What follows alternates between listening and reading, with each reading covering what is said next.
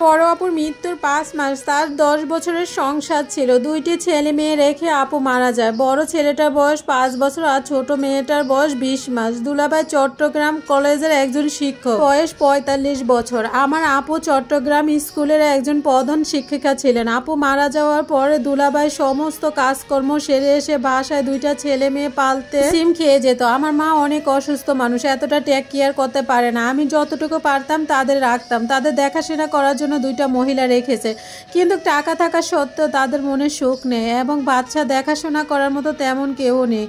একটা সময়ের পর আমার দুলাভাই সিদ্ধান্ত নেয় বড় ছেলেকে হোস্টেলে দিয়ে দিবে, কিন্তু আমার বৃদ্ধ মা সিদ্ধান্ত নিল আমাকে দুলাভাইয়ের কাছে বিয়ে দিবে। আমার ভাই নিষেধ করলো, কিন্তু এই ব্যাপারে আমার মা ভাইকে কিছু বলতে নিষেধ করেছে। ভাবিরও মত ছিল না, কিন্তু মা অনেক বেশি অসুস্থ, মার কথা কেউ ফেলতেও পারে না। আমার আপু আমাকে অনেক বেশি ভালোবাসতো, সমস্ত খরচ আপু দিত। যদি আমাদের অনেক আশে লাগতো না, তারপরে আপু খুশি হয়ে দিত। মা নিতে না চেলেও আপু রাগারাগি করে দিত। আপুর আদরের একজন বোন ছিল। স্কুল থেকে এসএসসি পাস করি, তারপরে দুলাভাইয়ের কলেজে আপু আমাকে ভর্তি করা দেয়। এখন আমি ইন্টারে পড়ি, কিন্তু দুলাভাইয়ের সাথে বিয়ের কথা মাথায় আকাশ বেঁধে পড়ে। আমি অনেক কান্নাকাটি করি। আমার আম্মা আমাকে বোঝানোর চেষ্টা করে, দেখ আমাদের চট্টগ্রামে এগুলো অনেক বেশি হচ্ছে। 20 বছরের একজন বুড়ো লোক প্রায় 15 বছর মায়েকে বিয়ে করে। দেখ আমাদের চট্টগ্রামে আমাদের নাতনি নাতনিগুলো মা পাবে। আমার এরকম বয়স না যে নাতনি নাতনি পালবো।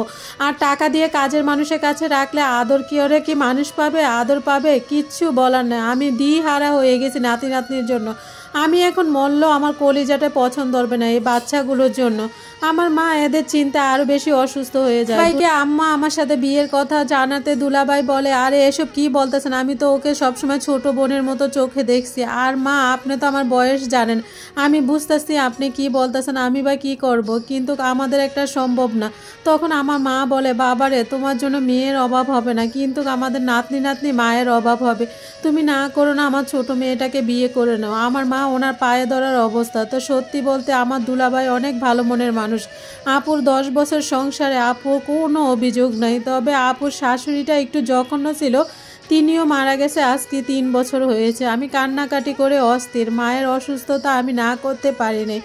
আপুর গয়নাগাটি, আমার বিয়ের জন্য একটা শাড়ি কিনে আমার মা, দুলাভাই কিনে না, আমার মা আমার ভাবিকে বলে ভাবিকে কিনে নিয়ে আসে। তারপর বাসায় কাজে এনে কোনো রকমে বিয়েটা করার আগে আমার ভাই গিয়ে জন্ম নিবন্ধনটা বাড়া নিয়ে আসে, কারণ আমার জন্ম নিবন্ধনের বয়স অনেক কম, বিয়ে তো হবে না, তার কারণে গিয়ে বাড়িয়ে নিয়ে আসার সাথে সাথে আমার রুমে গিয়ে আমি অনেক বেশি কান্না করি। শাড়ি গয়না সব কিছু খুলে ফেলি। সেদিন রাগে আমি কারোর সাথে কথা বলি না, রাতে খাবারও খাইনি। পরের দিন সকালে ভাবি আমাকে জোর করে খাওয়ালো। একদিন পরে মা বলতেছে, তুই তোর সংসারে ফিরে যা, বাচ্চাদের লেখাপড়া হচ্ছে, আর তুই তোর সংসারে হাল ধর, তারপর চলে যা। আমি কিচ্ছু বললাম না। তারপরে রাতে নিতে আসে, তারপর আমার ভাই আমাদের সাথে যাবে। কান্না করতে করতে যাচ্ছি, ভাবছি আমার জীবনটা কি থেকে কি হয়ে গেল।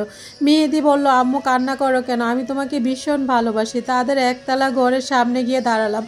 বাড়িটা আপু আর দুলাভাই মিলে করছিল। আপু আর দুলাভাই মিলে গাড়িটা কিনছিল। তাদের সংসারটা কত সুখের ছিল। ভিতরে গিয়ে জান্নাতকে আমি ঘুমিয়ে দিলাম। জান্নাত গাড়িতে ঘুমিয়ে গেছিল। ভাই আমাদেরকে দিয়ে চলে গেল। তারপরের দিন সকালবেলা অনেক লোকজন আসলো আমাকে দেখতে আসলে সবাই অনেক বেশি দোয়া করে, আমাকে বলে বাচ্চাদেরকে আদর করো। দ্বিতীয় পার্টটা শুনতে চাইলে অবশ্যই SMS করবেন, আমি আরেকটা ভিডিওতে উপস্থিত